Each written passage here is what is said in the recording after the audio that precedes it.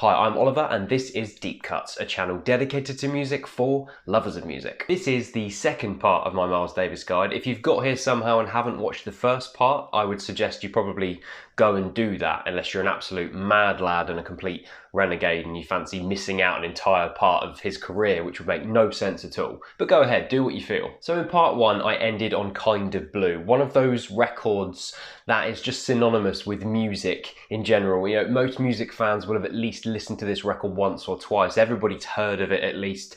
Such an important record for all of music, but obviously also a very pivotal moment in Miles's career. At this point, he's a jazz superstar, but that political fire that rages inside him hasn't gone out, and in fact, it gets a lot more intense, especially after a dust-up with a police officer in New York City. A white officer asks him to move on. All he's doing is standing on the curb outside a venue where he's performed for part of Armed Forces Day. The officer stumbles, according to Miles's own autobiography, and then he's charged with resisting arrest, assault, and battery of a police officer, which gave us this very famous photograph. I was surrounded by white folks, and I've learned that when this happens, if you're black, there's no justice. None. Could have been a mixture of this event and also the artistic focus that he had in the late 50s, but basically Miles was just burnt out after Kind of Blue, really quite exhausted. What's more, John Coltrane had garnered so much praise for his performances and his compositions that he decided to get ready to leave the band. So this is another one of these fiercely excellent collaborators that leaves Miles. And alongside that, Miles just felt so exhausted after the ideas explored on Porgy and Bess, Milestones, Kind of Blue. So after spending some time relaxing with Frances Taylor Davis, who he married the year before, Miles's brain starts ticking again. That musical clock just starts ticking and he thinks, what can I do next? What's going to be different? And then we get Sketches of Spain. After being introduced to a number of Spanish compositions when visiting his friend Joe Mondragon, he started getting obsessed with the melody lines that were being played on it and would obsessively play this record that he gave him over and over again. Then enter Gil Evans, someone who is such an important figure in Miles's career. If you watched part one, you'll know that that's the case. Now, what I love so much here is that Miles could have followed up Kind of Blue, an incredibly successful record, with another selection of cool modal sketches, but that's just not the way Miles's mind worked. He didn't want to do that. He'd never wanted to repeat himself and repeat the past, so he did something new entirely. Teaming up with Gil again and doing this Spanish-influenced record moves him more into the territory of Porgy and Bess, for example, which had this hefty historical weight to it, but this sounds nothing like Porgy. This is something entirely of its own. Whereas Kind of Blue was banged out relatively quickly and in one take, it was a very painstaking process bringing Sketches of Spain together. It was meticulously researched by Gil and Miles, and it was 15 3-hour sessions in the studio with an orchestra to get this right. Miles said in 1960, "Flamenco is the Spanish counterpart of our blues." One thing that really throws this comment into the light is the use of percussion on this record. Castanets, tambourines, maracas, the kind of things you didn't hear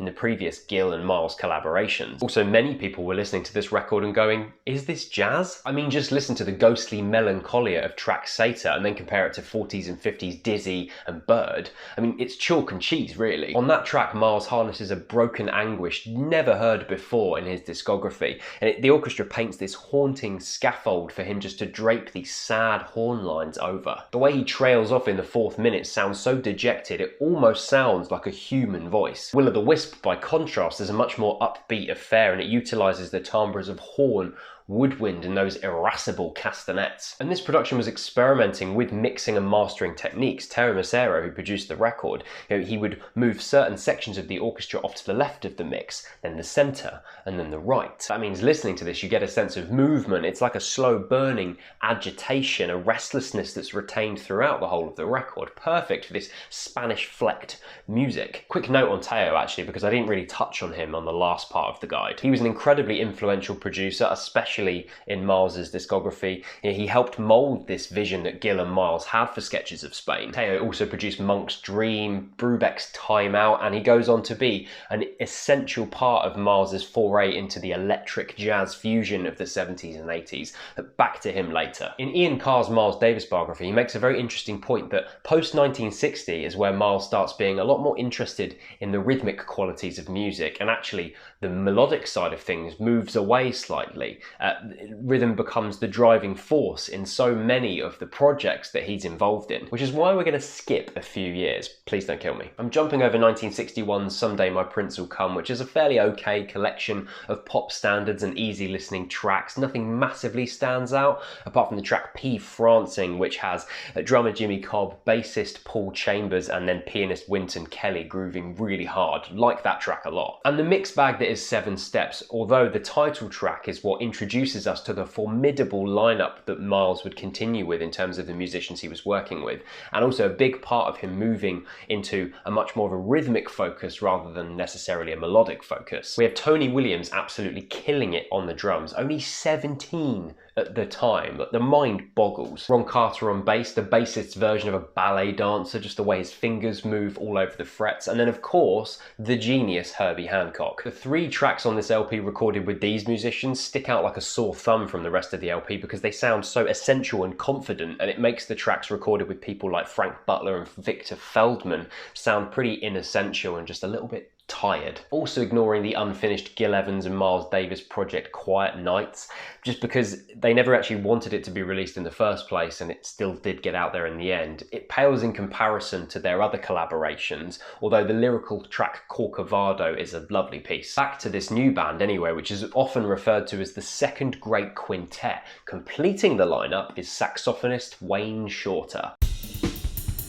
There's the reason they're referred to as this. Just listen to any of the live recordings done in 64 and 65. I'm thinking particularly the track Milestones on the release Miles in Europe. It's almost reckless sounding. It's quite low quality, but that almost adds to how just fricative and reckless and intense the entire thing sounds. On Mars in Berlin, the band's version of So What from Kind of Blue is morphed into this breakneck bullet train, and the intro is kind of rushed out the way just to have time to display the undeniable homogeneity of this band. About 1:20 in, Hancock and Tony Williams jump into these stabs together. They have so much attitude, they're just disgusting in the best way. Honestly, if you listen to that recording specifically, I think you'll be turning up the volume up and up and up until your neighbours call the police. And the crisp tones of Wayne Shorter's sax, I think, offer up quite a welcome reprise from the very intense horn sound of Miles on a lot of these live records. And then on the other end of the scale, you have 1965's My Funny Valentine, a record which was recorded the year previous at the Philharmonic Hall in New York.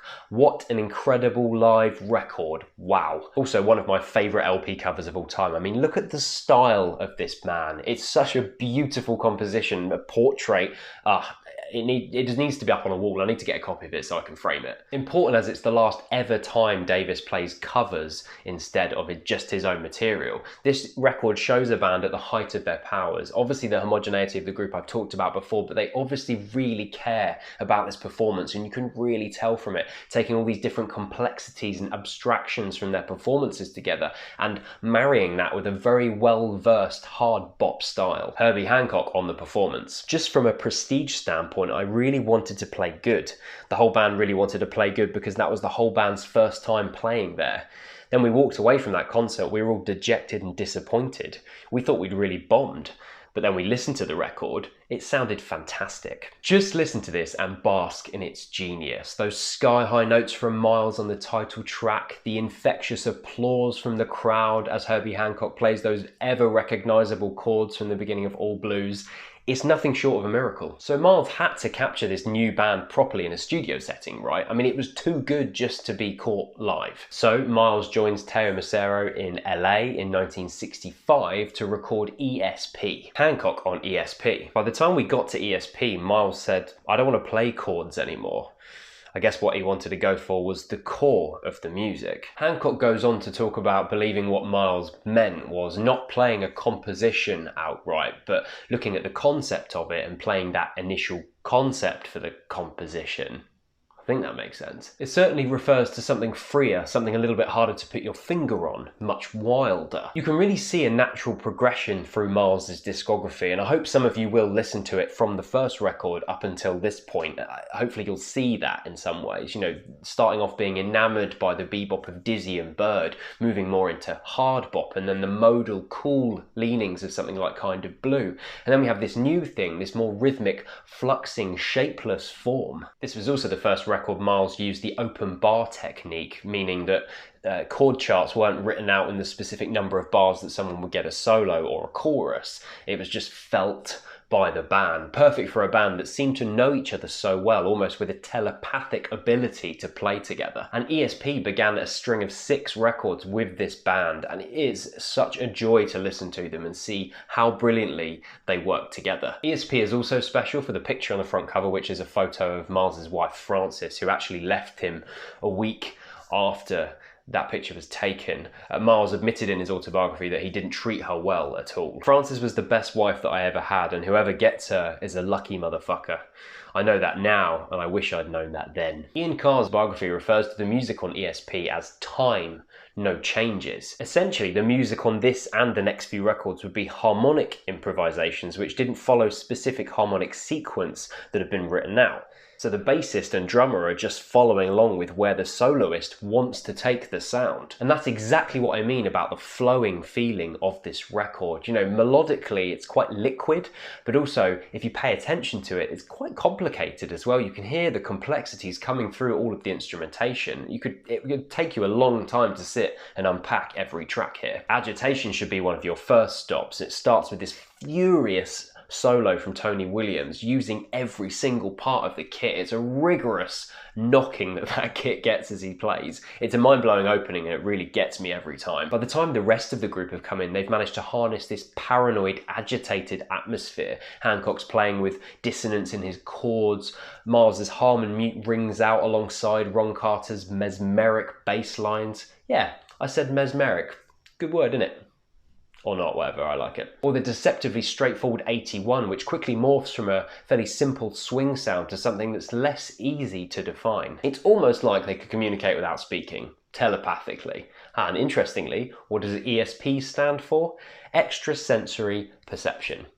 Clever. Miles and the group followed up with Miles Smiles in 1967, another cracker of a record, and it continues on that journey that was begun in ESP with that rhythmic complexity. You know, this is a record with its foot on the accelerator, going headlong into a percussive explosion. Opening track Orbits is the sound of a quintet on fire, furious polyrhythms and bursts of melody coming from Miles and Wayne. That solo diatribe by Hancock at the end is almost repulsive, and then you have that ever-driving Tony Williams beat. The whole thing's really compelling and it's under 5 minutes long. Hancock's only playing right-handed with no chords in the left hand, and it makes the sound a little bit thinner and I guess more agitated. It adds to that unrestrained energy to not have lush chords being played in this moment. Footsteps is a Wayne Shorter composition, and it's another one with a lot of rhythmic complexity, really allowing the soloists to go wherever they feel like they need to go, and oh boy do they. Not that I want to only keep mentioning drums, unfortunately I'm a drummer so that's what I always do, but Williams' use of cymbals on this track is amazing. They add so much shimmering colour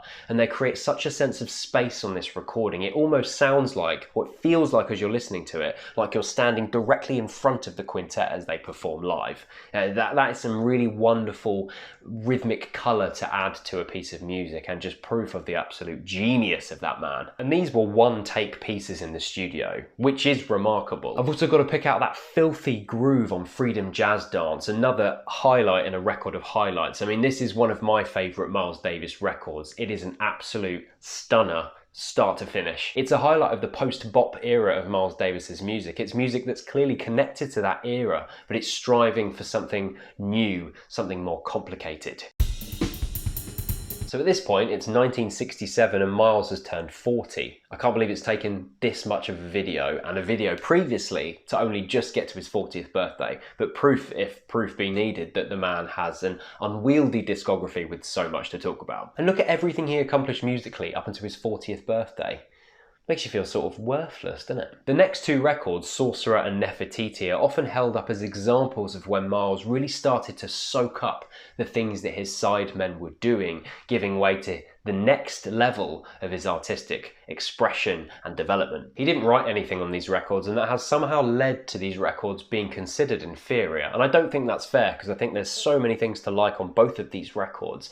I think it's slightly unfair, probably, that these two records are sandwiched between the mercurial post-bop of Miles Smiles' ESP and then the new jazz fusion leanings that Miles would take on after this. I think it's just an unfortunate point in the discography where it's great stuff, but it's not quite as good as the previous stuff and not quite as good as the stuff that follows it. On the cover was Cicely Tyson, an actor and model who became Miles's muse and eventually his wife. The first track, Prince of Darkness, was penned by Wayne Shorter, again, and that's actually a nickname that Miles had from a lot of people, so this is a sort of a tribute track written for him. You can hear a clear through line from Miles Smiles to here. It's, you know, quite complicated, sometimes purposefully obtuse, but all the while that unrelenting driving rhythmic force of the quintet makes you hang on to every single note that they're blowing, every single note that they're hitting, and you just want to see where they're going to take you. And that's the power again of this quintet. It gets close to a musical maelstrom. You're unsure if everyone you're listening to is truly in control of what they're playing. That intensity is probably the best way I can compel you to listen to the track. Second track, Pee Wee, doesn't even contain Davis. Instead, it's led by a breathy lead from Shorter himself. And the title track manages to wedge itself between poppy earworm hook and then this unsettled, bubbling paranoia. The 6-track follow-up Nefertiti, released in '68, is stuffed with Shorter and Hancock compositions, but again no Miles compositions. You almost get the sense he was waiting in the wings, getting ready for another seismic stylistic shift. The title track for this one might be one of the most bizarre here, with this exhausting horn melody, pushed crash hits alongside it, and then this rhythm section soloing. As the trumpet and sax keep playing this seemingly never-ending motif, Ron Carter and Tony Williams are soloing underneath it, and you get this complete switch up on what the rhythm section would normally be doing and then what the solos would be doing. And that's a really interesting dynamic that this quintet captures. It means your ears end up picking up things differently. You may notice more things happening in the rhythm section because they're soloing, and then those horn lines are just sending you into a trance-like state. Listen to how crisp the track Pinocchio sounds as an example. You get a really good understanding of the balance of instruments on this track, especially when the Wayne Shorter solo begins. That change up in timbre from Miles's sound is so compelling a switch up, it just keeps you so hooked as a listener. Carter's bass almost sounds as if it has some kind of crunch to it. I mean, I don't see how it would, and that may just be my ears misinterpreting something, but that's certainly what it sounds like. So folks, this is the last fully acoustic Miles Davis record. From here on out, things get a little bit electric. So remember Gil Evans? He's back again. It's interesting to see as you go through Miles's discography that Gil tends to turn up each time there's a real seismic shift in Miles's musical expression and his ideas. Here he is again. Teo Macero and Miles coming back to writing again. For a long time he didn't write any music, and I said, look, you're one son of a bitch that I know can write better than anybody else.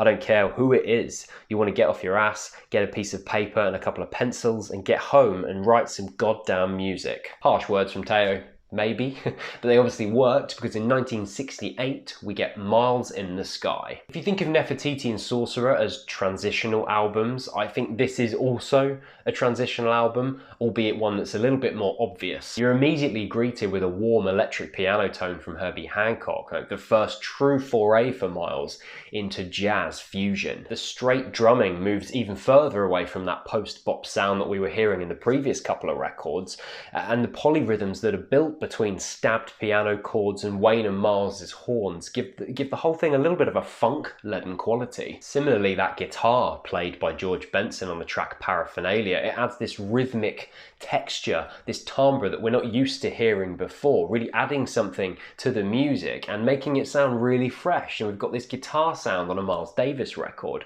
Interesting change. And in proto-fusion fashion, which is really difficult to say, bit of a tongue twister, these two tracks hit 16 minutes and 12 minutes respectively, so we're starting going on into even longer tracks here, expansive pieces of music. When you listen to this, you can almost hear the rejuvenation in the music. It really does represent an artist who has the ultimate backing of his band, who can harness anything put before them, even this journey into a new, rockier sound. And Williams' straight drum fills, they tower over some of the rock drumming greats, people like Ginger Baker and John Bonham. Now, I'm being serious, if you listen to a track like Country Sun, easily stands up with the best of them. And with Gil helping Miles harness this brand new sound, he went back into the studio to record Fee di Kilimanjaro, also released in 1968. There's this really weird artistic echo that happens in Miles's discography at this point. Something that's happened a decade earlier happens again. It's a similar kind of execution and foray into a new sound, and it's kind of odd the way it happens. So we had Milestones in 1958, which was widely expressive and made way for something new.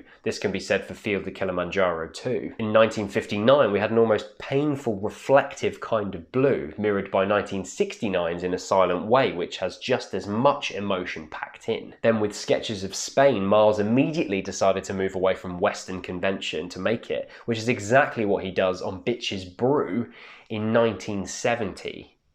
That's fascinating. Back to Feed to Kilimanjaro anyway. I think it's a record brimming with intriguing moments, corridors of sustained rhythmic excellence, the associated fusion sound of electronic keyboard mingling with the trad jazz timbres of double bass and acoustic piano. Part of this variation is down to the varied roster of musicians as they began to shift once again. You know, Miles never works with someone for a long time, especially performance. I know obviously Gil comes back time and time again, but he never sticks around for long periods of time. Miles needs those shifting personas to happen for him to keep pushing forward with his music. On 3 tracks recorded in '68, we have the original lineup, but then for the final session in September, there's a bit of a lineup change. So Herbie Hancock decides to go off and do his own thing. Just listen to the incredible Funktastic Headhunters, great record. And Dave Holland jumps in on bass to replace Ron Carter. The way this record sits on a knife edge of jazz exploration and funkier rhythmic measures is one of the best introductions of fusion you're probably likely to have, or at least proto-fusion anyway. Opening track Frelon Brun finds Williams filling in every possible space with these percussive flourishes.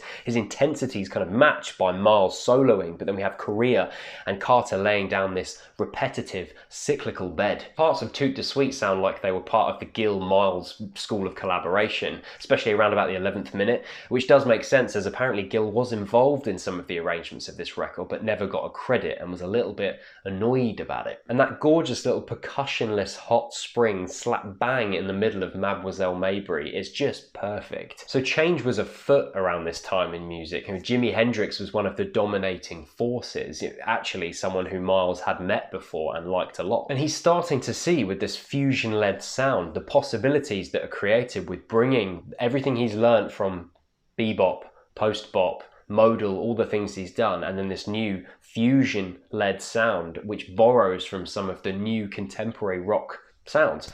And you know, it sounds very forward thinking, and he really pushes through with this idea. And then in 1969 we have In a Silent Way. Oh my. Now that crucial presence of Teo Macero producing again, you will feel it in the opening seconds of the first track.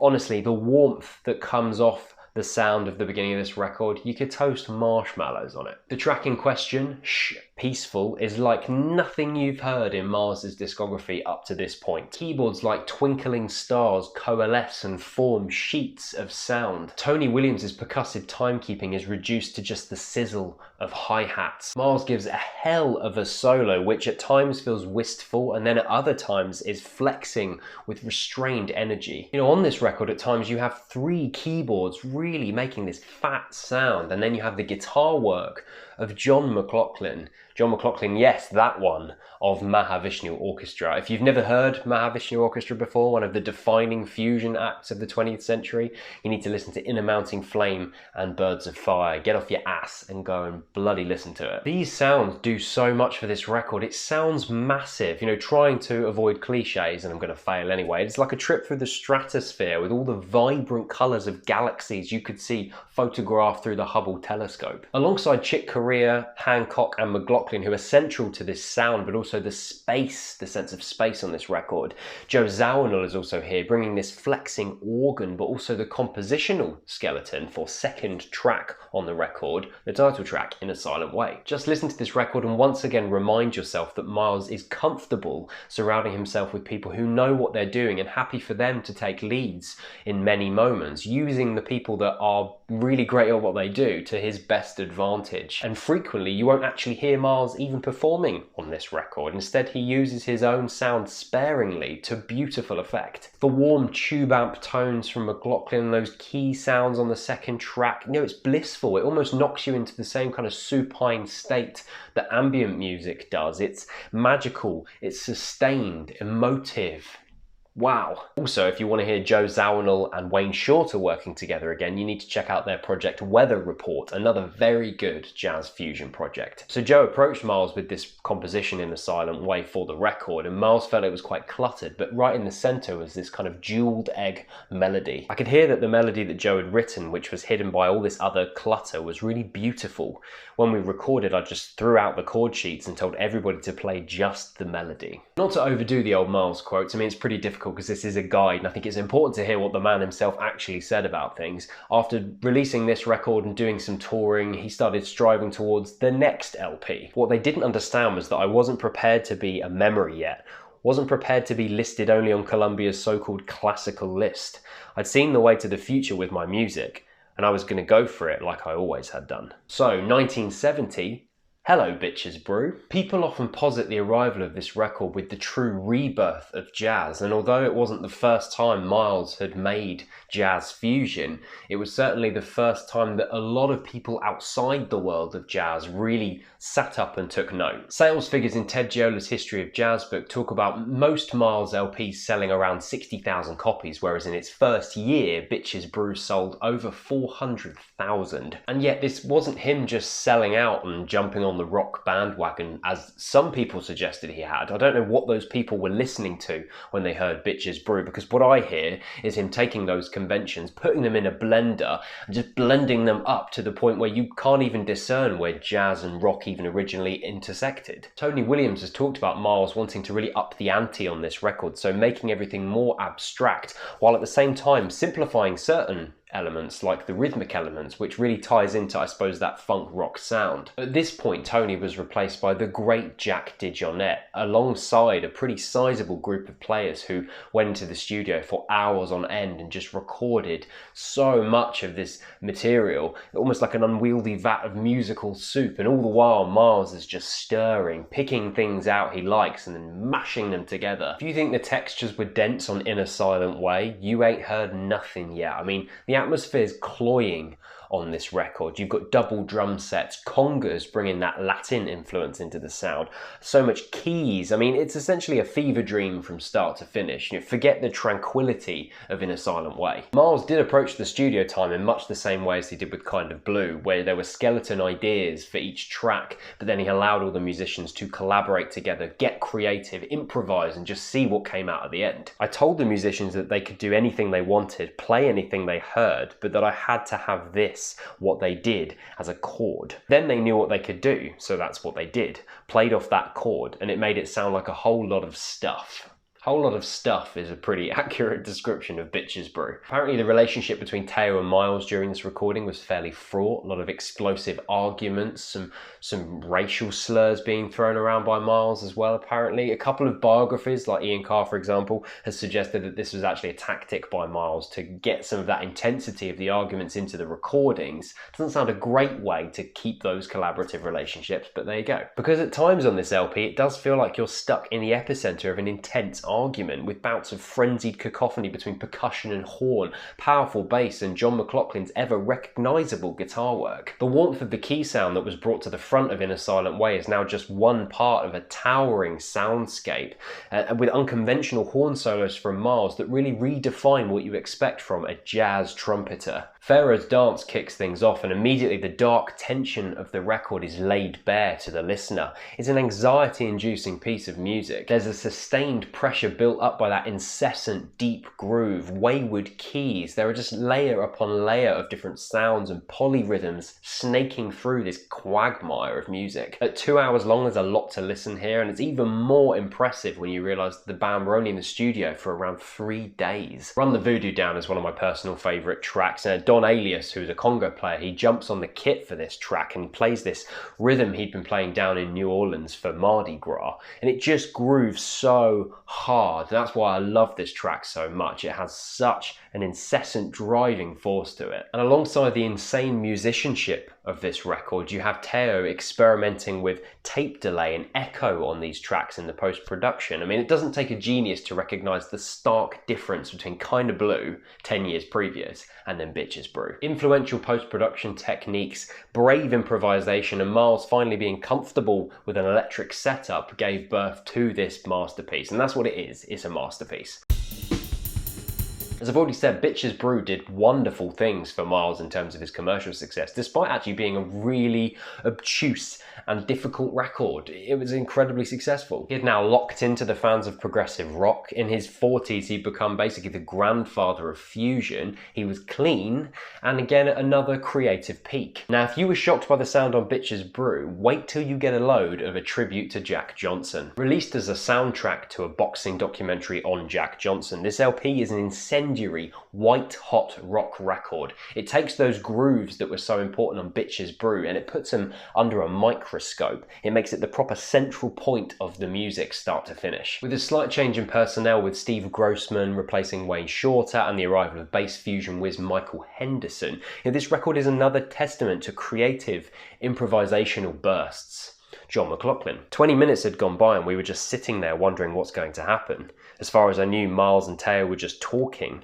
No mics were on or anything, and I got fed up and I just started to play a boogie. I started to do this shuffle in E, and Michael picked it up, and Billy picked it up. Next thing we saw was the control room door open and Miles ran in with his trumpet, and the red light was on, and he started to play. And that was it. Miles has said at various stages of his career that this is one of his favourite records, and as I listen to it, I can understand why he said that. You know, this absolute focus that these musicians have has created one of the greatest ever improv grooves, and each artist collaborates together, doesn't drop the ball for a single second. You know, it's a reminder of how great that second great quintet were back in the late 50s, but this is all the more of an incessant rock sound than that kind of post-bop abstract style that was going on then. The record is only 2 tracks long, first one being the McLaughlin-led Right Off and then the satisfying bass-led sound of Yesternow. I know that the album was originally meant to be this soundtrack for a documentary, but it's its own thing entirely. You know,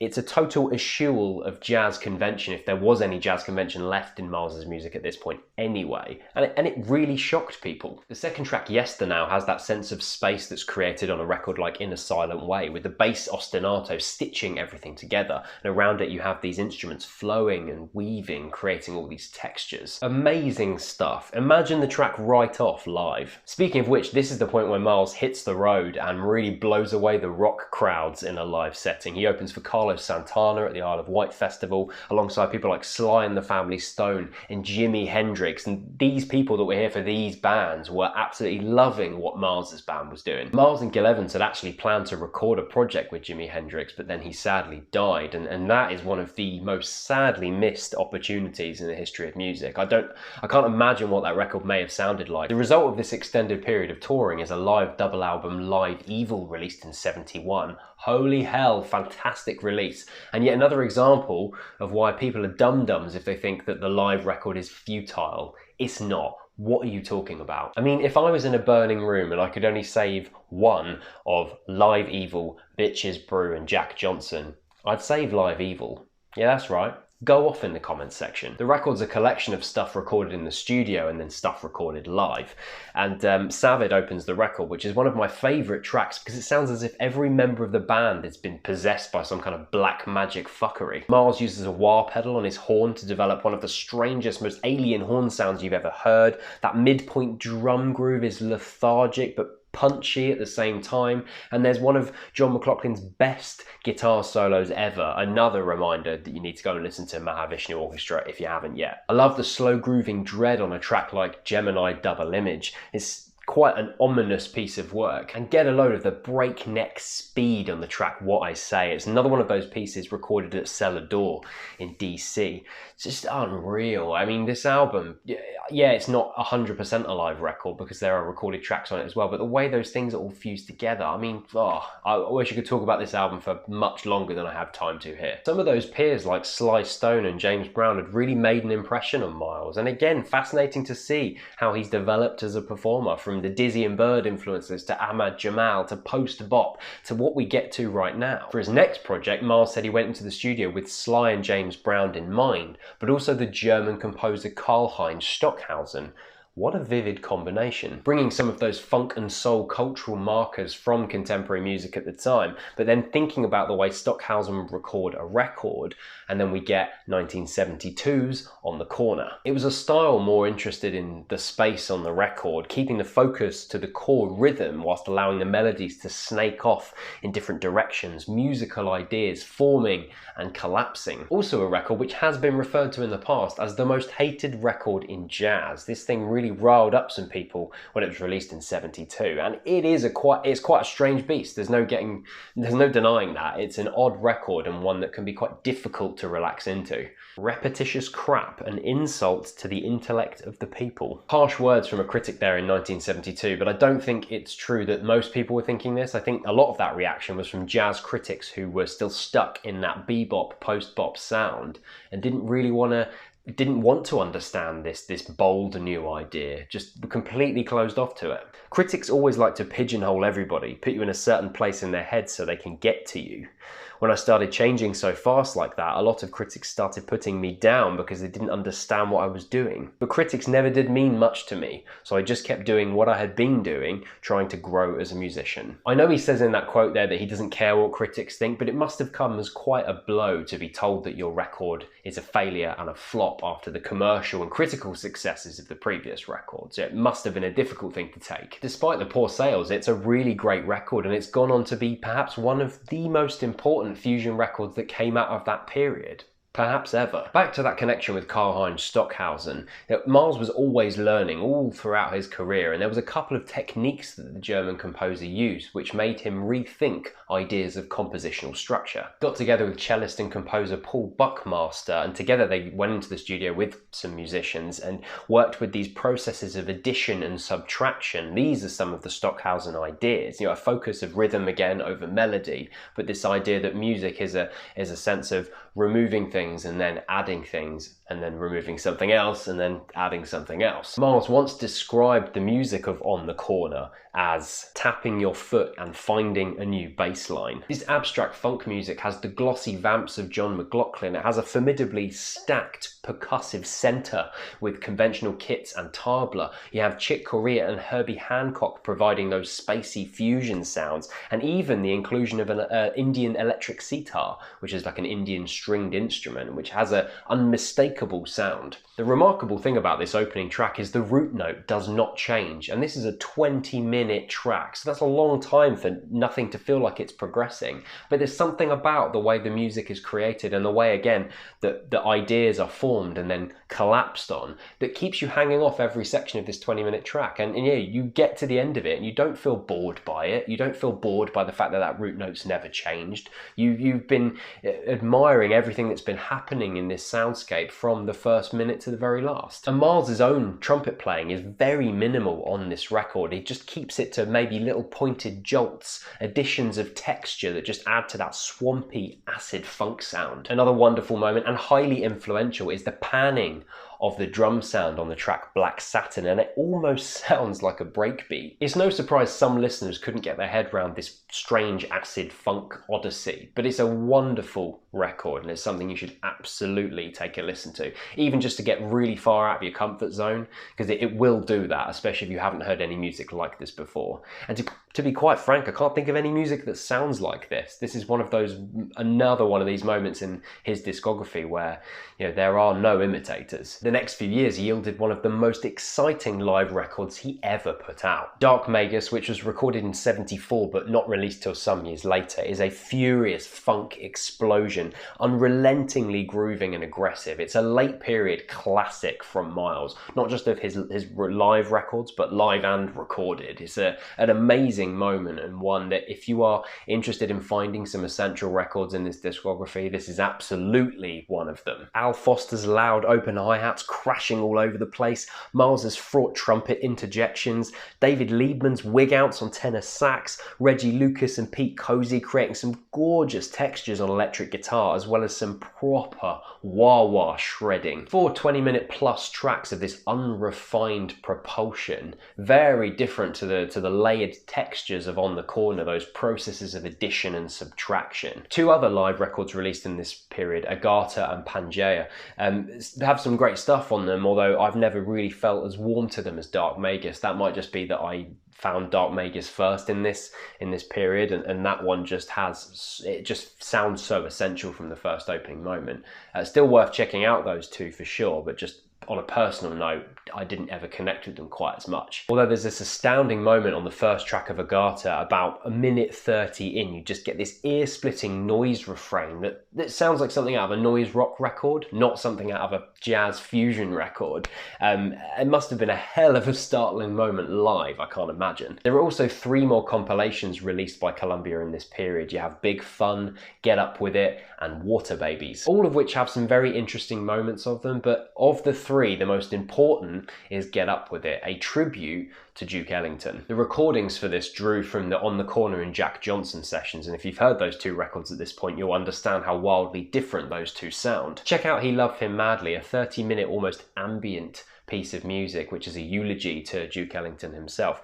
Really interesting as a piece of musical exploration, because again, it's like nothing you've ever heard from Miles's discography, and it's wallowing in downtrodden organ tones and languorous reverb guitar. A really gorgeous eulogy for the man who did so much for 20th century music. Rated X is completely unsettling as a track. It has this insistent organ tone that makes you feel as if your ears are going to split in 2, and this agitated rhythm section just strides on. And then in 1975, Miles retires from music. It's a period sometimes referred to as the silent period or the reclusive years, because Miles didn't really want to see people. He didn't want to do much. He certainly didn't want to go and perform or record music. John McLaughlin. It was very disquieting.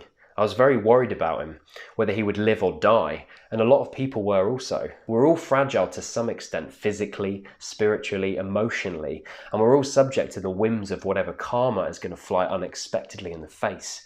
And nobody can escape, including Miles Davis. With his health deteriorating, Rolling Stone reported that Miles actually may be dying with his bad hip, throat ulcers, I mean, you name it, he was suffering from it. Some critics have suggested that this period of ill health also converged with this moment where Miles wasn't sure where to take his music next. You know, he'd created and recreated and redefined his sound over and over again. You know, where could it feasibly go after this? That really wasn't clear to people listening to his music, and perhaps also to him. Almost as if that white-hot passion for music was keeping those numerous physical illnesses at bay, and without that fire they came at him like hyenas. But it wasn't over for him at this point, and in fact another chapter was waiting to begin.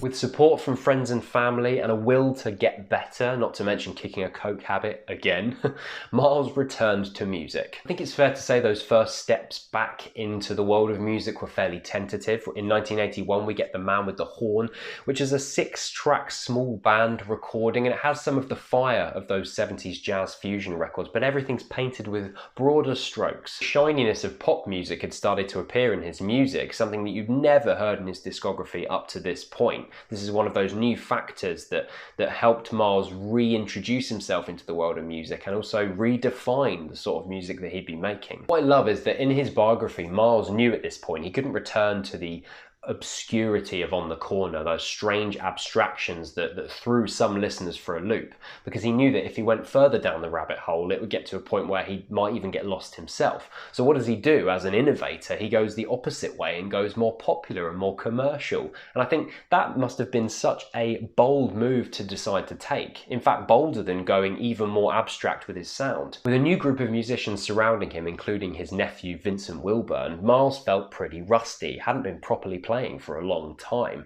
and so a lot of his performances included wah pedal effects. My chops weren't up because I hadn't played for so long, so I started using wah-wah. One day somebody hid my wah-wah, I think it was Sammy Figueroa, because he was always trying to get me to play without it. At first it fucked me up, but after I started playing without it for a while, I was alright. Despite this being his first recording in a long while, once again Miles knows how to surround himself with collaborators that fit the project that he's working on, so a young group of musicians, and as a result this is a fairly enjoyable collection of fusion tracks. You have those fat bass tones of Marcus Miller, who would eventually become a really prominent collaborator during this period. He had skin-tight drums from Al Foster and liquid guitar from Barry Finnerty and Mike Stern. Mike Stern actually replaced Barry Finnerty after he couldn't hack being told how to play by Miles. And these mixes, again captured by Teo Macero, he provides space, as he always has been able to do. You know, these young musicians provide a bed for Miles to find his mojo again. And you know, he sounds pretty energized on these tracks. Fat Time's fun swung lumber has some wonderful call and response moments between Stern and Miles, and actually Stern's guitar sounds a bit like Andy Summers at points, you know, later period Police sort of sound. Shout is basically a disco track. I mean, this is a push to commercialism like never seen in Miles's discography before, and it's a satisfyingly simple piece which is defined by its layered horn stabs, almost like a chorus. I know. And of course, with a return to the studio, we inevitably got a return to the live setting in 1981, collected in the double album We Want Miles, released in 1982. One of the absolute best cuts on this record is My Man's Gone Now, which is an adaptation of a Gershwin tune, originally put together by Gil and Miles during the Porgy and Bess era, now taken and adapted with this young, hungry fusion band. It gives it such a vital new reworking. I love listening to these two tracks side by side and comparing them and seeing how different they can sound with a number of decades of music gone through different changes and different revisions and workings. The following year saw the release of Star People, a record that's more interesting for its cover art really than its music. On the cover you can see these fairly abstract images, and these are actually the first time that Miles's own artwork is used on a record. It's like therapy for me, and it keeps my mind occupied with something when I'm not playing music. I find it fascinating that at this stage of his career he was still trying to find new ways of expressing himself and sort of taking himself out of the comfort zone that he's been used to and really trying to find new ways of saying things. And I think him doing art in this way, painting and drawing, it was an extension of his music in so many ways. The music itself, I think, feels fairly unimaginative. It's basically a fairly satisfying slab of jazz rock fusion with players like John Scofield and Marcus Miller really going for it alongside Miles himself, who does seem to have a little bit more confidence in his own playing on this record than he did on the previous one. Miles's Harmon muted trumpet snakes through that title track, which is 18 minutes long, and it somehow stands out amid that glut of deep bass tones and slippery keys. This was the last record Teo Macero would produce for Miles, and as always it has that luxurious space in the production, so reminiscent of everything he has ever done in Miles's discography. The record released the next year, Decoy, is probably the most widely disliked record of the discography. This is the one record that sticks out like a sore thumb in his discography for sounding quite lost. You know, it's basically just jazz fusion dirges that start nowhere particularly interesting and don't build a path to anything interesting at the end either. And as a result, it's quite an exhausting listen, not in a good way at all. In terms of composition, most of the pieces were written by a guy called Robert Irving III, a keyboardist and composer. Some stuff was also co-written by Scofield and Miles, but most of what here just feels so self-indulgent. It's just this unwieldy clump of fusion. I don't know what to do with it. Of all the tracks, Code MD is probably my favourite sounding one. It has wacky and glittery keyboard sounds and some fun percussion. It's important to point out at this point that despite all these physical ailments, they're still there. They haven't gone away since Miles went into his retirement. You know, he's still touring, even though this is happening. Hip operations, a bout of pneumonia which took him off the touring cycle for a little while. He was still playing stints in Europe, in New York, in California. He was still really intent on pushing forward and performing, playing to audiences and releasing music. In 1983, at the famous Radio City Music Hall, a huge tribute to Miles was organised by the Black Music Association called Miles Ahead, a tribute to an American music legend. It included appearances from Herbie Hancock, George Benson, J.J. Johnson, Tony Williams, all of these figures that had been such a big part in Miles's music from the very beginning.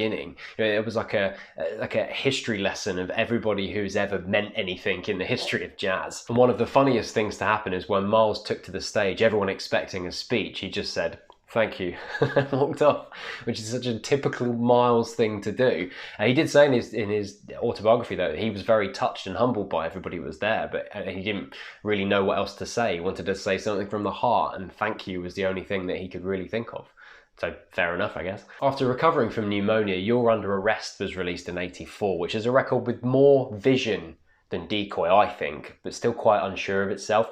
It has a couple of pop covers on it, which I'm not a big fan of, I got to be honest with you. And there's this electro-funk fusion coursing through it, which again you can hear from the previous record. The Human Nature Michael Jackson cover sounds more than a little bit like Muzak, as does the Time After Time cover. But the opening One Phone Call Street Scenes is a really interesting track, mainly for its subject matter, which is directly talking about racism and the law, something that he's had to come to terms with out of necessity time after time throughout his life. Now 60 years old, 60, I know, in 1986, Miles Davis releases Tutu, a latter-day classic. The electronic elements, the pop fusion that defined the last few records, all of a sudden is put together in a way that sounds essential in an album named after the Nobel Prize laureate Desmond Tutu. Marcus Miller wrote the record, and his direction really helped take these latter-day Miles influences and shape them into something so compelling and unique in their execution. A record that did divide people on release. It takes those ideas from the previous three records and it ramps everything up. So you have the electro sound, you have sampling,